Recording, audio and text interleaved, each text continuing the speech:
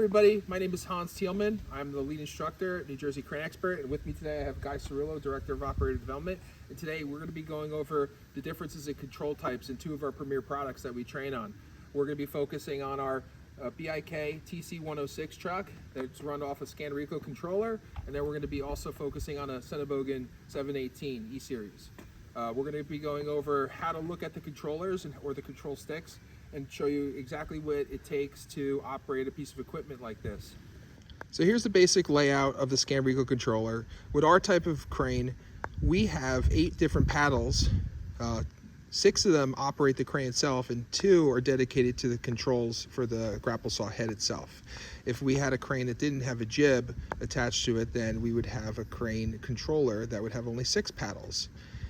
So we're going to go over pretty much what those controls do and how to kind of think about it as an operator, because one of the things that we notice a lot is a lot of people kind of get jumbled when it comes to which fingers should they be using. We always recommend that you try to utilize all 8 fingers because you have 8 paddles.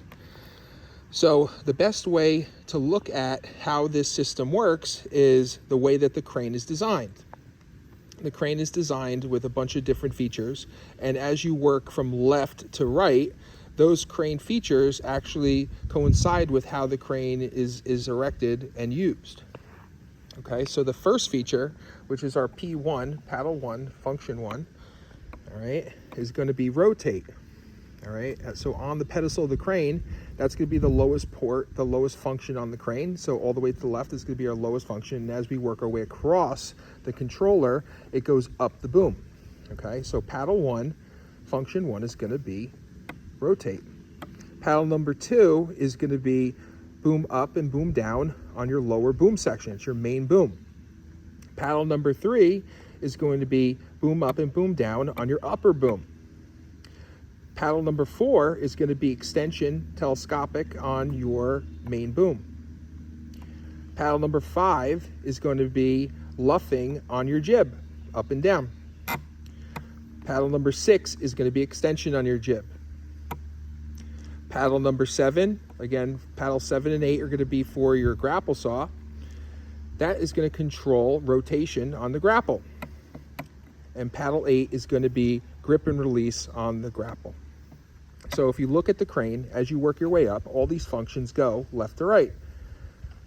Number 1, the lowest, which is rotate, all the way up to paddle number 6, which is extension on your last section of your jib. So we hope that makes it easy for you guys to think about when you're operating. And like I said, you always want to try and use all 8 fingers. That way you can feather controls and use multiple controls at once. Okay. All right, so we're going to go over the basic control functions of the Sennebogen 718 now. And they're pretty easy to run once you get some practice. And we're just going to go over each function, first focusing on the upper structure itself, the boom and the stick, and then working our way down to the functions of the grapple itself. Okay, so first thing we're going to do is demonstrate rotate, which is going to be left and right motion on the joystick.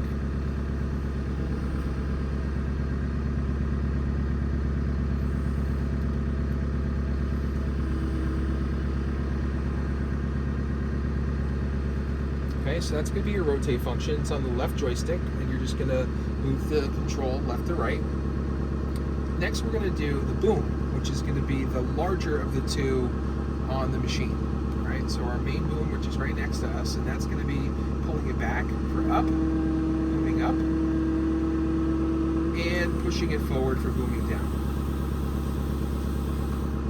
Next, we're going to focus on the stick, which is the extendable portion of the boom.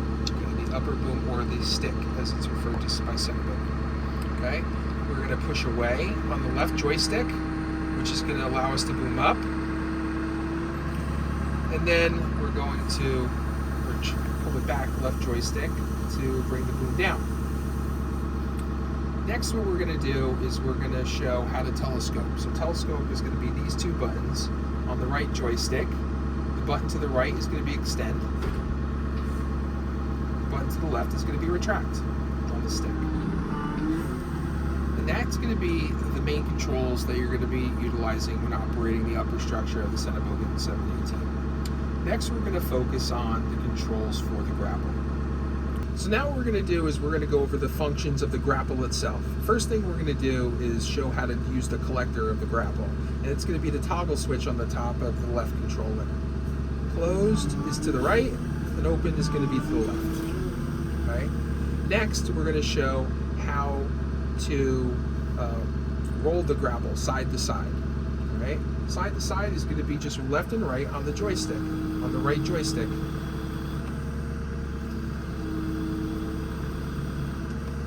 Finally, we're going to show how to tilt the head, okay? And when we're tilting the head, it's actually going to be two functions.